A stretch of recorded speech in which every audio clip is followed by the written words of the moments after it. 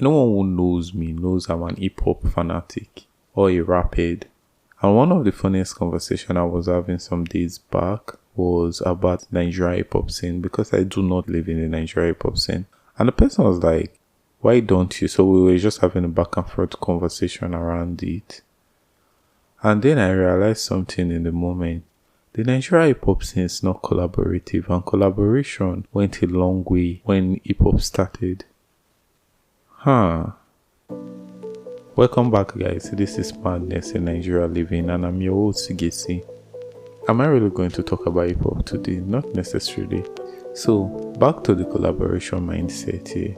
I would say for a lot of Nigerians, when you're growing up, outside of your immediate family, your family members always shy away from you having friends or meeting friends, which is a weird way, because your ability to collaborate with others is positively correlated to your ability to succeed in life. So why shouldn't you make a lot of friends? Why is collaboration frowned upon? And going back to hip-hop, at least hip-hop in Nigeria, you see a lot of rappers don't like to work with each other. There's this mindset wherein if you are the bigger artist or if you are the bigger person, collaborating with someone done, they just see it as, oh, I help that person. Why should I help that person? Why should I be the one to give them a platform? And if you are the smaller artist or the smaller person, you start feeling like, why does this person feel they are God or something? This kind of mindset just takes away from collaboration. But collaboration is one of those things that it has a lot of benefit. There's the benefit of structural efficiency. When both people come together or multiple people come together, you assign rules that are best suited for a particular person, and it just makes the whole thing work. There's the benefit of creativity. There are some thought process you will never think that someone else would think, and it just makes the whole process better. There's even the benefit of culture, because one thing hip-hop music had when it first started was the culture, the collaboration with dancers, DJs, graffiti artists. It just created the mindset, the culture, and that culture is something I feel like the Nigerian music industry for rap specifically lacks. But I feel that lack of culture is slipping to our everyday life. One thing culture have going for it is identity. Culture is used to fabricate our identities, and that's a good thing. It gives you a sense of safety, and not just that, it gives you a sense of belonging and also a sense of quick connection. So if you see someone that you feel shares your culture, you meet them in a strange land, you quickly connect to them. Now, Nigerians have a lot of culture, but a lot of times our culture is linked to our ethnicity and our religious view. It's not necessarily a bad thing. The problem though is our ethnicity and religious view also preaches the alienation of people not to be part of that. So when you see a Muslim person, you feel like you shouldn't relate to them because you're a Christian. When you see a Yoruba person, you feel you shouldn't relate to them because you are Hausa. This kind of mindset comes from a lack of collaboration. And one thing I've always loved about the Nigerian corrupt government is, yes, I said it, one thing I love about the Nigerian corrupt government is how effective they are at pointing places we refuse to collaborate and exploiting it. Because if you are running for a position, and for the position you know if the masses collaborate, they can kick you out of the position, you sow a seed in their mind, and that seed will make them feel, oh, you are only supporting the other person because the other person is Igbo, you only support the other person because the other person is Muslim. And these are the ways they control us.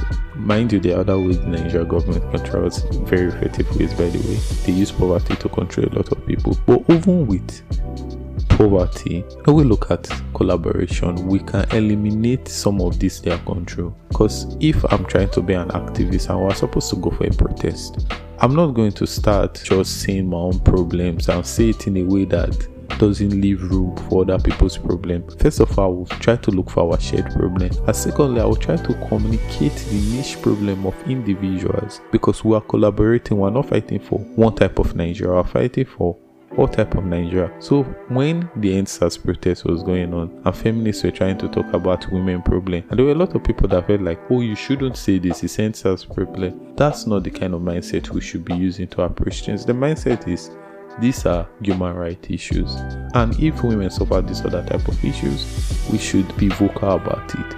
This is where we collaborate. This is where we write for each other. It's not a let's focus on mine first. We come together, we think together, we find creative ways to address these issues. But no, we do not have that mindset. We do not have that mindset for a lot of reasons, and that's why we tell people just look to hip-hop. When you look at Kanye West is considered a genius by a lot of people. What Kanye West is very good at is collaborating. Kanye West will jump on a song with Andrew 3000, jump on a song with Travis Scott, jump on a song with Kid Cudi. That's why Kanye West's sound has evolved over the years. So much so that Kanye West is one of those millennial rappers that very young generations still rock with him. They still want to work with him. It's because of that collaborative mindset. That mindset is just timeless. It has its benefit. But something we most times don't understand is how Nigerians strongly believe in zero-sum mindset. That zero-sum mindset of, oh, if I have to succeed, it has to be at the expense of others. But it doesn't have to be that. Because, first of all, the piece of cake is not a finite piece of cake that, oh, if I'm cutting, it has to be at the expense of others. If you collaborate, the cake will go around. That's one of the biggest problems with our corruption. The corruption has the mindset that the cake is finite, so there's no need to spread it to everybody. But if we have that collaborative mindset in our offices, in our everyday of life, we just know ways we can share these resources, because the resources can go around. Another benefit I feel we can learn from hip-hop here is healthy competition.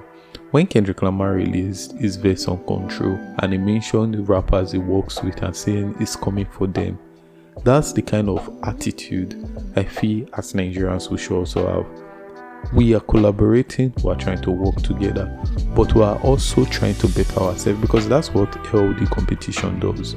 When you have an environment where the competition is pushed, each individual grows to better themselves. Because if you have rigid competition, which is something we see a lot in Nigeria, they all have to be better than my neighbor. It starts building hatred, it starts building divide, and all that, it also starts building misery.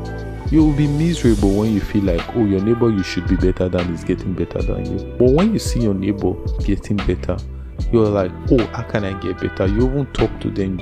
You have this conversation. There will be no need for village people. And this right here is what I believe we can learn from the hip-hop story. Yes, hip-hop has a lot of bad side. I'm just highlighting the good side, and that's the way we can apply it to our community. We need healthy competition. There are a lot of benefits for healthy competition. We definitely need collaboration. And when we collaborate with more people, we just find creative solutions to this thing. We find creative solutions to a lot of problems. A lot of our policies can go a long way if we collaborate with the people being affected by the policies.